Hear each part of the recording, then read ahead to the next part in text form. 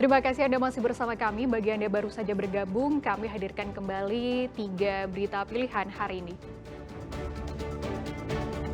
Misteri jasad wanita tanpa busana yang ditemukan di aliran Sungai Cipendawa, Cianjur terungkap. Korban rupanya dibunuh oleh seorang mucikari yang tak lain, pacarnya sendiri. Tim khusus disiapkan Pemkot Bandung guna mencegah praktik jual beli kursi dalam SPMB tahun ini di SMP negeri yang banyak peminatnya. Orang tua siswa ketahuan memalsukan alamat domisili anaknya. 10 calon murid baru yang sebelumnya sudah dinyatakan lolos dianulir panitia pelaksana SPMB SMA Negeri 3 Bandung.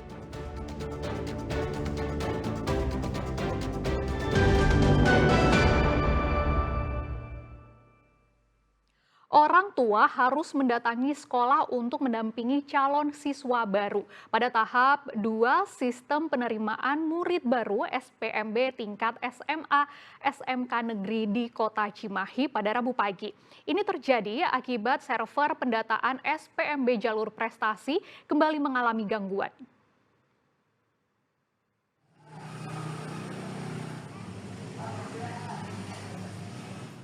Memasuki tahap kedua sistem penerimaan murid baru SPMB tingkat SMA SMK Negeri, sejumlah orang tua calon murid baru mendatangi gedung SMK Negeri 3 Kota Cimahi. Meski pendaftaran siswa baru harus melalui sistem online, namun tak sedikit calon siswa yang diantar orang tua untuk mendaftar atau melakukan verifikasi data ke sekolah. Orang tua cemas karena khawatir anaknya tak terdaftar di sekolah yang diinginkan sesuai dengan jalur prestasi. Apalagi para calon murid baru masih ada yang kurang paham istilah penentuan jurusan dalam sistem SPMB. Kayak kemarin adik saya salah pilih jalur, kan jalur nilai rapot itu tulisannya industri. Adik saya tidak ada penjelasan, misal dari sekolahan, oh kamu harus masuk nilai rapot nih, jadi ngambilnya jalur industri, tidak ada penjelasan Kak. Jadi kita nggak tahu kalau industri itu untuk nilai rapot seperti itu. Jadi istilah-istilah itu tuh yang sulit dimengerti. Sebenarnya kalau untuk datang ke sekolah itu tergantung di kitanya Kak. Misal kitanya memang sudah yakin, sudah mengerti untuk mengerjakan di rumah pun bisa gitu. Tapi kalau saya pribadi kan adik saya emang banyak yang belum dia tahu, takut salah juga kayak kemarin jalur pertama. Jadi kita lebih baik datang ke sini gitu. Harapannya sih saya cuma pengennya lebih dipermudah lagi aja gitu. Jangan terlalu dipersulit, dipermudah dalam artian, oh mendaftar cukup seperti ini nih gitu. Masalah istilah yang kurang bisa dipahami dalam sistem masih ditambah dengan gangguan koneksi server pendataan dan verifikasi data SPMB. Pihak sekolah juga meminta sistem SPMB diperbaiki agar lebih mudah dipahami orang tua dan calon siswa. Untuk hari ini server masih belum stabil, masih ada gangguan, jadi belum bisa mengakses secara maksimal untuk servernya. Antisipasinya kami hanya menunggu saja dari pusat karena ini sepertinya gitu server yang dari pusat belum stabil untuk di tahap 2 ini. Karena mungkin ini sistemnya baru ya Pak ya, orang tua juga masih agak kebingungan untuk masuk ke link tersebut, mungkin kedepannya lebih dipermudah. Kuota penerimaan siswa baru di Kota Cimahi untuk tahun 2025 memang belum disebutkan secara spesifik. Pendaftaran secara online dibagi kedua tahap yang akan berlangsung hingga tanggal 5 Juli mendatang. Muhammad Abbas melaporkan dari Cimahi. Pemkot Bandung terus berupaya mencegah terjadinya praktik jual beli bangku SMP negeri dalam SPMB tahun 2025. Pemkot menyiapkan tim khusus yang ditempatkan pada SMP negeri yang banyak peminatnya.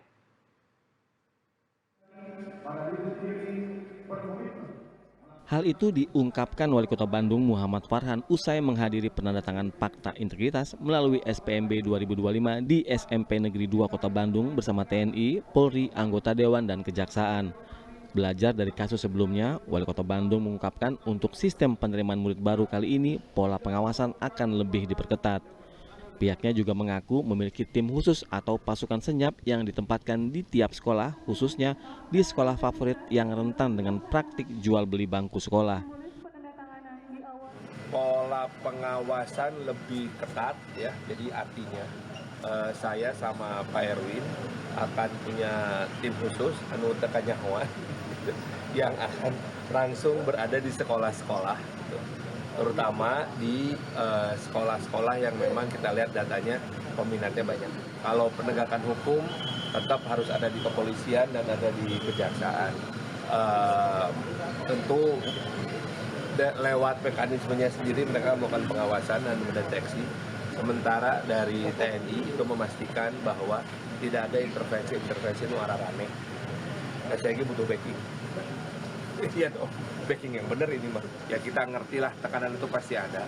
Yang namanya menjaga dan memastikan masa depan anak kan ya demi anak mah semua dilakukan. Tapi pada saat bersamaan kami juga memastikan bahwa upaya tersebut dilakukan dalam sebuah koridor hukum yang benar. Gitu.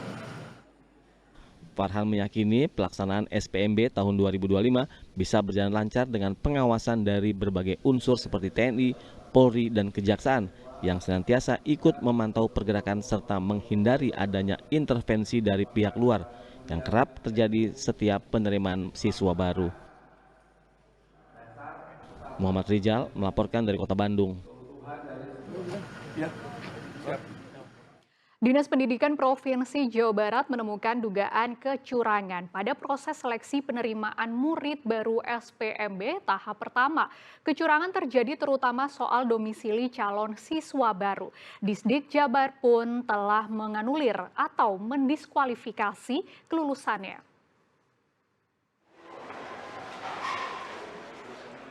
Proses seleksi penerimaan murid baru pada tahap pertama diwarnai dugaan kecurangan. Hasil verifikasi dan mitigasi oleh Dinas Pendidikan Provinsi Jawa Barat. Dugaan kecurangan dilakukan oleh orang tua calon murid dengan memanipulasi domisili yang merupakan syarat masuk sekolah pada SPMB tahap pertama. Kecurangan soal domisili calon siswa ini ditemukan di wilayah Bandung dan Garut. Sejumlah calon murid baru yang diduga melakukan kecurangan telah dianulir atau didiskualifikasi kelulusannya oleh Disdik Jawa Barat. Mayoritas itu domisili. Di daerah mana berarti Pak itu? Ada di Bandung, ada, kemudian di Garut juga ada.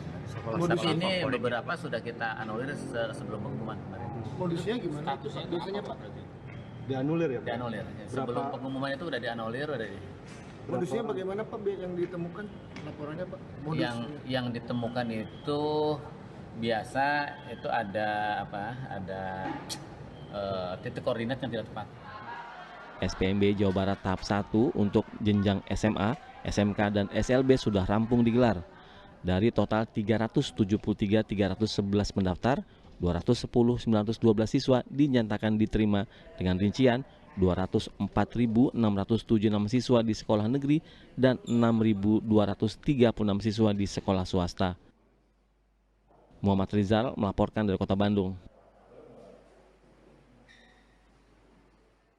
Panitia Pelaksana SPMB SMA Negeri 3 Bandung menganulir 10 calon murid baru yang sebelumnya sudah dinyatakan lolos. Tindakan ini dilakukan pihak sekolah karena orang tua siswa ketahuan memalsukan alamat domisili calon siswa saat mendaftarkan anaknya ke sekolah favorit tersebut.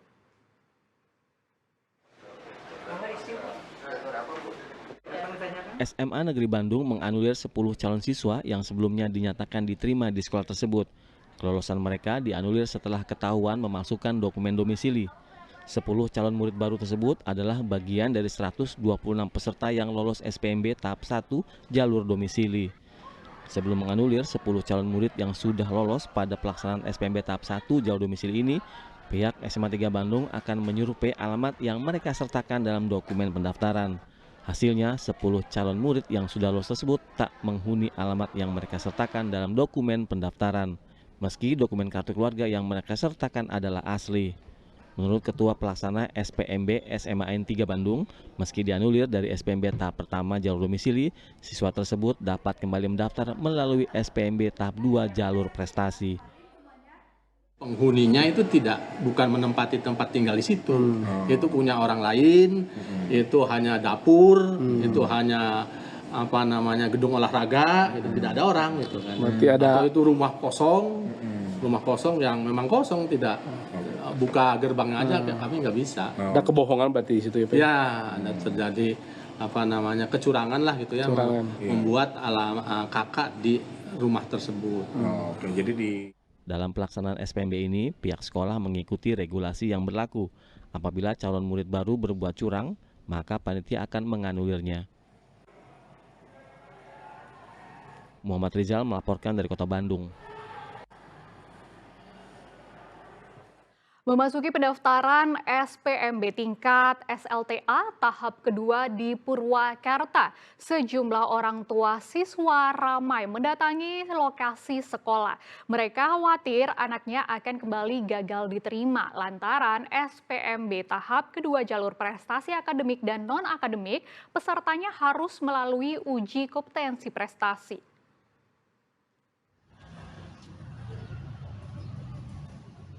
Sejumlah orang tua murid tingkat SMA mendatangi gedung sekolah SMA Negeri 3 Purwakarta bersama anaknya.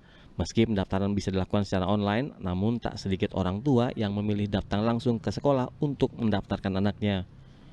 Orang tua yang datang rata-rata adalah mereka yang anaknya gagal diterima dalam SPMB tahap 1 jalur zonasi. Mereka berharap anaknya bisa diterima melalui jalur prestasi akademik nilai raport maupun jalur prestasi non-akademik atau kejuaraan. Adanya keharusan mengikuti tes tambahan bagi calon peserta didik membuat orang tua khawatir anak mereka kembali gagal diterima. Terkait SMA 3 ini pakai jalur apa nih? Pakai jalur ini prestasi raport. Berapa ini rata-rata? 93 berapa ya lupa. Pokoknya 93 gitu.